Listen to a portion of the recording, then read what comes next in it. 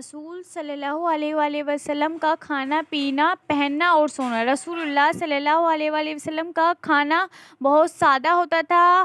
آپ صلی اللہ علیہ وآلہ وسلم سرکہ، شہد، حلوہ، زیتون کا تیل اور کدو بڑے شوق سے کھاتے تھے۔ گھی میں پنیر اور کھجور ڈال کر ایک کھانا پکایا جاتا ہے جسے حیض کہتے ہیں۔ نبی صلی اللہ علیہ وآلہ وسلم کو یہ کھانا بہت پسند تھا۔ بکری کے شانے، دست کا گوشت بھی بڑے مزے سے کھاتے تھے۔ عام طور سے موٹی روٹی جو بنا چھانے آٹے کی ہوتی تھی کھاتے تھے۔ وہ روٹی عام طور سے جو اور کبھی کبھی گیہوں۔ نبی صلی اللہ علیہ وآلہ وسلم کے گھر میں جو کا آٹا ہانڈی میں ڈال کر آگ پر رکھ دیا جاتا تھا، جس میں زیتون کا تیل، زیرہ اور کالی مرچ ڈال دی جاتی تھی۔ جب پک جاتا تو یہ کھانا آپ صلی اللہ علیہ وسلم بڑے شوق سے کھاتے۔ تربوز کو کھجور کے ساتھ ملا کر کھاتے تھے، کبھی کبھی روٹی کے ساتھ کھجور کھاتے تھے۔ پتلی ککڑیاں بہت پسند تھی۔ ستو بھی کھاتے تھے۔ دودھ کبھی شدھ اور کبھی پانی ملا کر پیتے تھے۔ کشمش، کھجور اور انگور پانی میں بھگو دیتے، کچھ دیر بعد جب پانی میٹھا ہو جاتا تو پی لیتے تھے۔ نبی صلی اللہ علیہ وآلہ وسلم نے دمبا، مرغا، اونٹ، بکری، بھیڑ، گور، خرگوش اور مچھلی کا گوشت بھی کھایا ہے۔ پیاز، لہسن اور مولی کو ان کی بدبو کی وجہ سے پسند نہیں فرماتے تھے۔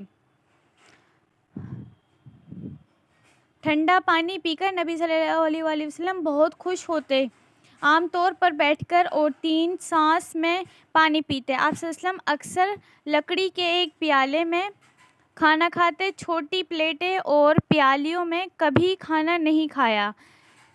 کسی کھانے کو کبھی برا نہیں کہتے تھے، اگر پسند نہ آتا تو اسے چھوڑ دیتے تھے۔ کھانے سے پہلے بسم اللہ پڑھتے اور آخر میں اللہ کا شکر ادا کرتے تھے۔ کھانے سے پہلے بھی ہاتھ دھوتے اور کھانے کے بعد بھی ہمیشہ دھوئے ہاتھ سے اور اپنے سامنے سے کھاتے تھے۔ ادھر ادھر ہاتھ نہ مارتے تھے۔ ٹیک لگا کر کبھی نہ کھاتے تھے، ہمیشہ 3 انگلیوں سے کھاتے تھے، اور کچھ بھوک باقی رہتی تبھی کھانا چھوڑ دیتے۔ ٹھوس ٹھوس کر کھانا نبی صلی اللہ علیہ وآلہ وسلم کو بالکل پسند نہیں تھا۔ آپ صلی اللہ علیہ وآلہ وسلم ہمیشہ نیچے بیٹھ کر دسترخوان پر کھانا کھاتے تھے۔ رات کو بھوکا سونا اور کھانا کھاتے ہی سو جانے سے منع فرمایا کرتے تھے۔ رسول اللہ صلی اللہ علیہ وآلہ وسلم کا لباس۔ رسول اللہ صلی اللہ علیہ وآلہ وسلم اکثر تہمت اور کرتا پہنتے، اوپر سے دھاری دار یمنی چادر اوڑھ لیتے، ایک آدھ بار پاجامہ بھی پہنا ہے۔ نبی صلی اللہ علیہ وآلہ وسلم کی پگڑی، جسے صافہ یا عمامہ کہتے ہیں، عام طور پر کالے رنگ کی ہوتی تھی۔ پگڑی کے نیچے ٹوپی ضرور ہوتی تھی۔ آپ صلی اللہ علیہ وآلہ وسلم پگڑی کا شملہ دونوں مونڈھوں کے بیچ پیچھے کی طرف لٹکا لیتے اور کبھی کندھوں پر لٹکا لیتے۔ نبی صلی اللہ علیہ وآلہ وسلم کا لباس سادہ اور بہت صاف ستھرا ہوتا تھا۔ آپ صلی اللہ علیہ وآلہ وسلم نے کبھی کبھی قیمتی لباس بھی پہنا ہے۔